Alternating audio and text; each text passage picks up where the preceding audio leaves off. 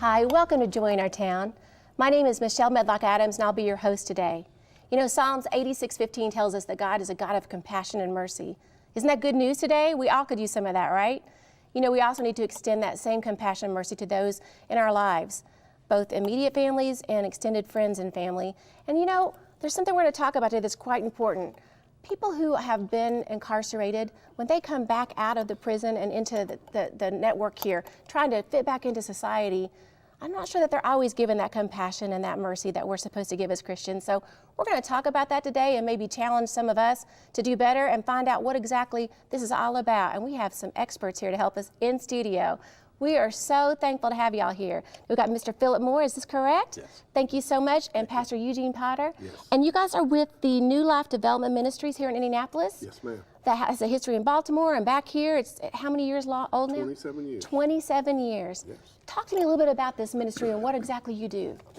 New Life Development Ministry started with one person. One person asked for some help. We were raking some leaves at my church. We had about 18 acres. We out raking leaves, and I was just trying to make a living and just starting a construction business, and he just got out of prison, 6.5 years in prison. And he said, I need some help. And I said, well, call me. But he called me 50 times. Wow. And once 50 times was about it, I said, I got to help this man. And I started with him. 6 months later after starting, he took me back to his house and he pointed to all the things that I taught him how to do. I said, this is something. I'm on to something. So I used, from a social enterprise networking kind of way, construction to pay for his income. And so over the last 27 years, I've had a non-for-profit that's trains and a for-profit that made the money to pay the guys. So that was our sustainable model, and that's what we used, and that's how we got started. Well, that makes a lot of sense. Mm-hmm. What have you found has been the biggest problem for those who are coming out of prison system back into society? Let me use this, an ecosystem. When you have a good ecosystem, everything mashes together and works together in an orchestra kind of way, and it just is perfect. Right. But when people come out of the criminal system, they always have some problems. Mm-hmm. There's a mesh of all kind of problems: no employment, mental health, addiction, low self-esteem, no training, no support system. You have to get in there and kind of figure out which way you got to go to help this and make this work and make transition back into the communities really good. So that's the challenge of reentry, and that's the challenge of how do you get people to be successful when they sometimes have no support system, no income, no previous training, no work employment history, having mental illness. Right. So you've got to go and do a good assessment of who you have and then start trying to surround them with services based on where their needs are. Well, that's interesting because as I was reading statistics about this, I know that statistics aren't great. Sometimes quite a few go back into prison within 5 years, but that makes sense. If they're having trouble with all these other areas, then we're not setting them up for success when they enter back into society. Is this correct? That's, right. And many times the family relationships have been severed or extremely strained, so right. you don't have that, right. that support system. So. Right. Well, it's interesting because that is exactly how we should try to go in. My wife's been a teacher for 42 years, and she has all kinds of children, and she is a tremendous teacher. But she has to evaluate and assess those children and then give them exactly what they need for success. And that's exactly what we have to do in the reentry initiative. And if we don't do that, we won't get maximized success. That's a good model. This model's worked for you, hasn't it? Yes. Tell me a little bit about your story and how you've come up alongside him. I found myself on the wrong side of the legal system. And one day I had to make some choices and some decisions about my future. Riding in my car, and for some odd reason, I'm listening to the radio, Christian radio, and I heard Reverend Potter on the radio show talking about his program. And I says to myself, man, if he can do 50% of what he says he can do, then that's the place I need to be. And that same day, I drove down to the building and was able to get a number to call and talk to him directly. And the rest is kind of history from there. And that was 6 or 7 or 8 years That ago? was approximately 8 years ago. I mean, look at that. So, Yeah. and now you're helping others make that same reentry. Yeah, I've got the same passion to come alongside and work with him to teach others the principles that he taught me. I love that. Giving back once you figure it out. Absolutely. That's good. Absolutely. Let me share one thought. This thought would be, when we make a mistake and we gather everybody, and I used to play basketball. I had played at Crispus Attucks High School, and one time we had guys coming out for the team, and it was 150 guys. Wow.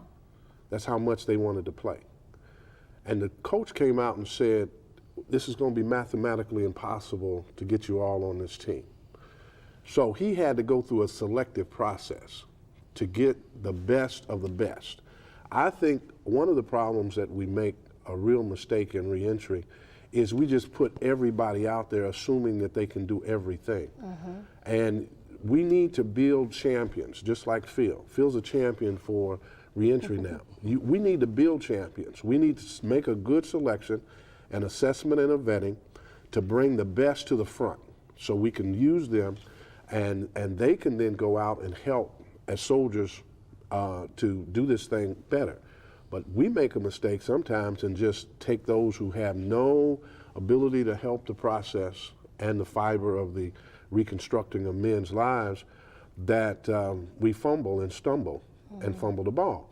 And so I would suggest to those who want to be providers and helpers, you first get a good assessment of who you have, and then use those people and then pour into them. Because God said to me some time ago, some years ago, God, I used to say, pour into me that I may pour into others. And if they have that mental thought process and spiritual thought process, they'll be successful. And so that's how you're running this particular Yeah. ministry, and Yeah. it's working. Yes. You've got great success with it, Right. good numbers. Yes. One of the numbers that really is impressive to us by what God has done is if we had the national average is about 67% recidivism, going back to prison within a 3-year period. Wow. Our national average is about 17%. Oh my, Yeah. So great. it works. Yeah, it works. You go to the store, right? And you're looking at apples. And you pick through the apples, right? What do you do? Absolutely, every time. To get the what? Yeah, to get the best ones. Okay. Yeah. But why just, and then you can do the apples. You can still use those other apples, but you can only use part of them. You can't use the whole one. That's true. Because some of them are damaged. And so you put them in the right position with the right kind of recipe, Yeah. you can still use them. Yeah, I'm gonna use those in my apple pie. I'm not Yeah, gonna, right? that's See, that's right. different. Exactly. Yeah, right. And so that's the process that's not done successfully. And when you do it, I think you have a lot of success. So over the last 27 years, we've had a recidivism rate anywhere between 15 and 17%. That's amazing. Yeah. Well, how can people get involved if they say, oh my, this is definitely a passion I would like to be a part of? There's lots of places you can volunteer and things. Is this something that? Yes. Okay, how, Yes. well, how can they get in touch? Okay, you can call us at 317-921-5433. Okay. I'll put that on the 921 screen. LIFE, L-I-F-E. Oh, that's good. Remember that. 921 Life. LIFE. That makes sense. He did that. That's how you found. No, he put that together. Oh, you put that number together. Oh, that was smart. That's good. People will remember that. Yeah. Is there also a website where they can go learn about? Yes. Okay. NLDMindy.org. All right. Yeah. So y'all go there if you're interested. Right. And what kind of volunteerism can people be a part of? I'm going to tell. I want to be specific in the volunteering Yes. piece. We have a lot of people that have literacy issues. We would love to have some great retired teachers. Oh, wonderful. We have some folk from an accounting standpoint. We would love some accountants to help us put our books together and make things right. We'd love some retired carpenters, tradesmen, the baby boomers that are sitting down and watching TV. We'd love to have you. And then we'd love to have men. 99% of who we serve is men. We would love to have successful people that have come in, like Phil, through the reentry process and now want to give back. That's We great. would love those persons and those who have Christian backgrounds in teaching, pastors that have a passion, we would love them. So that, from a volunteer standpoint, That's who you're after. That's who we'd like to have. And it's important to have the good people working out there with you. I know you can't Yeah. do it all alone, though. No, Your heart, yeah. No, we So can't. obviously you've had that in place if you're having that great of a success. Yes. That's yeah. awesome. And I want to throw this in. Yes, please. One of the things is sustainability. There's not a lot of sweet spots for people that have former criminal histories. You can't, if we were doing something like with a kids program where a kid is got leukemia or something like that, money will just fly to them. Well, you ask for money for people who have former criminal histories, it's tough. We have found that the private sector, if you could go along and marry with somebody who has a need in the private sector, we have our chairman of the board, Jay Bremer, who has helped us the last 6 years at least do marvelous things and give us funds to help. We painted Crown Hill's fence, and he's the manager of Crown Hill, and it took us 2.5 years. But that produced so many jobs and so much stability for the men. We need to partner with others who have great needs. And if we could partner, they could get the benefit of our labor Absolutely. and the discount that we could give as a nonprofit. Some of the grants that we use, we've done things with the Urban League and the city and other partners. And when we come along with those partners, they help us financially stabilize what we have to do. That's great. It's not that you're asking for a handout. You're asking. No, let us be a help to you as well. Right. It's a partnership. Yeah, and let me throw this in. On the one side, with the construction business that's been going on for 27 years, we can do just about any residential rehab. So we would partner with an investor and take their house and put it together. We're training the men at that point. And at that training point, they're getting paid. We're paying our bills, and that investor is getting a house that's put together.